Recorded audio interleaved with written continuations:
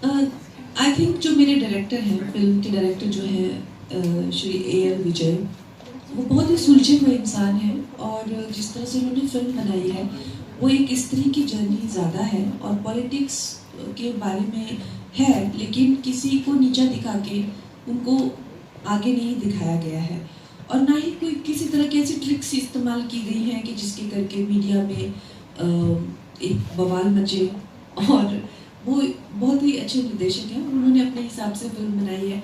Film हर एक इंसान को बहुत अच्छी लग रही है और जो दूसरी पार्टी के भी हैं, जो कि अभी रूलिंग गवर्नमेंट है तमिलनाडु में, और हम जानते हैं कि तमिलनाडु पॉलिटिक्स कितनी वॉलेटाइल है, उनको भी ऐसा लग रहा है कि सबके साथ में किसी को नीचा दिखाकर किसी के सर पे पैर रख के ऊपर जाने की कोशिश नहीं की गई है, जिसका क्रेडिट मैं अपने डायरेक्टर को दूँ। पॉलिटिशियंस को देखते हैं तो हमारे दिमाग में जिस तरह की इमेज क्रिएट की गई होती है कि हाँ ये तो पॉलिटिशियंस हैं, कहाँ से आते हैं, क्या करते हैं, कैसे बनते हैं, हमें कुछ पता नहीं होता। और आजकल की दुनिया में जितना भी PR होता है फ्रॉम ऑपोजिशन पार्टी, आप हमेशा इस चीज़ को ऐसे सोचते हैं कि हाँ बस ये लोग तो सत्ता में हैं और राज कर रहे हैं, राइट, इस तरह का हमारी भावनाएं होती हैं। लेकिन हम भूल जाते हैं कि जैसे मैंने कहा कि पंचायत का चुनाव तक आप जीत नहीं सकते हैं लोगों की सेवा किए बिना या ग्राउंड लेवल पे काम किए बिना, रिजल्ट्स दिए बिना। तो उसी तरह से मेरी एक बहुत छोटी सोच थी, जैसे मैं जया माँ के कभी फोटोज देखती थी तो मुझे लगता था ठीक है सत्ता में ये लोग हैं, इनको क्या इनके मज़े हैं। लेकिन ये फिल्म देखने के बाद मुझे लगा कि कितना मेहनत करनी पड़ती है, कितना कंपटीशन होता है और जो एक राजनीति है ये शतरंज की चाल की तरह होती है। पल में जो आपके दोस्त होते हैं वो दुश्मन बनते हैं, दुश्मन एक कंपटीशन कॉम्बिनेशन जो लोग बिठाते हैं, गुटबंदियाँ होती हैं, एक रातों रात आपके खिलाफ साजिशें होती हैं, यहाँ तक कि आपको जान से मार देने तक की भी साजिशें की जाती हैं। हम लोग ये सब समझ नहीं पाते हैं और मुझे लगता है हम लोग पॉलिटिशियंस के सक्सेस को लेकर उन पे काफ़ी हार्श होते हैं, बिना इस बात को समझे कि हम किसी भी दूसरे फील्ड में कोई इंजीनियर बनता है उसकी सफलता को हम अच्छा समझते हैं, फिर कोई कलाकार बनता है, एक्टर बनते हैं, लेकिन जब कोई इंसान पॉलिटिक्स में सक्सेस होता है तो हम समझते हैं हाँ क्या हुआ, इनको तो राज करने को मिल रहा है। लेकिन हम लोग ये भूल जाते हैं कि वो इंसान अपनी जान पे खेल के छोटे से छोटे लेवल पे भी अपनी जान पे खेल के उन्होंने ये सफलता हासिल की है और बड़े लेवल पे तो ये बहुत ही ज़्यादा मुश्किल काम है। तो अब उनके लिए मुझे बहुत ज़्यादा रिस्पेक्ट एक हुई है फिल्म करने के बाद। बहुत ज़्यादा ऐसी चीज़ें हैं लेकिन एक दृढ़ निश्चय जो है उनमें वो बहुत ही काबिल तारीफ है।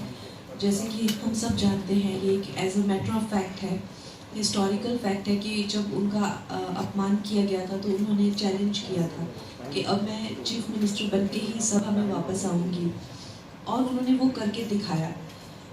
तो वो अपने दुश्मनों को जिस तरह से बोलती थी वो करके दिखाती थी और उसके लिए वो किसी भी हद तक मेहनत करने के लिए, कंपटीशन करने के लिए या एक तरह से स्ट्रेटेजाइज करने के लिए पीछे नहीं हटती थी। तो आई थिंक ये उनकी एक बहुत अच्छी बात है जो मैं हमेशा अपने साथ रखना चाहूँगी। जैसे मैंने कहा एक साउथ में बहुत ज़्यादा उपलब्धि हासिल की गई महिला है वो और वहाँ उनके मंदिर तक हैं और लोग उनकी पूजा करते हैं। और जब मेरी कास्टिंग अनाउंस हुई थी तो सबने कहा था कि ये बहुत गलत हो रहा है कि साउथ इंडियन लड़की को ही मौका मिलना चाहिए। और कई लोगों ने इस बात की बहुत ज़्यादा आलोचना भी की थी कि कंगना जो है वो एक नॉर्थ इंडियन है और वो भी पहाड़ों से आती है तो ऐसा क्यों। लेकिन आज वही लोग जिन्होंने मेरी आलोचना की थी मेरी तारीफ़ के पुल बांध रहे हैं और वही लोग जो तमिलनाडु से बिलोंग करते हैं वो ये इस बात को मान रहे हैं कि अम्मा का जो कैरेक्टर है वो कंगना से बेहतर कोई नहीं कर सकता था। तो ये मेरे लिए एक बहुत बड़ी उपलब्धि है। लेकिन शुरू में जब इतना लोगों ने आलोचना की तो मुझे भी कहीं लगा कि ऐसा तो नहीं कि मैं कुछ बहुत बड़ी गलती करने जा रही हूँ। कभी जैन धर्म को फॉलो किया है और क्या आपने कभी जैन मुनि या जैन मंदिर के दर्शन किए आपने? जी डेफिनेटली, मुझे जहाँ आशीर्वाद मिलता है मैं वहाँ पहुँच जाती हूँ। और मैंने जैन मुनि मेरे गुरु हैं एक, उनके मैं अक्सर दर्शन करती हूँ। वो दिल्ली जब आते हैं, वो पद यात्रा पे होते हैं तो मैं उनको दिल्ली भी मिलने आती हूँ। तो मुनि जय कुमार जी उनका नाम है और वो ज़्यादातर तपस्या और साधना में ही रहते हैं। तो डेफिनेटली मुझे हर कल्चर में, हर रिलीजन में, हर प्रैक्टिस में बहुत ज़्यादा विश्वास है, और हमारा जो देश है उसकी सबसे बड़ी ताकत भी यही है। तो मैं भी जैन मुनियों को बहुत फॉलो करती हूँ।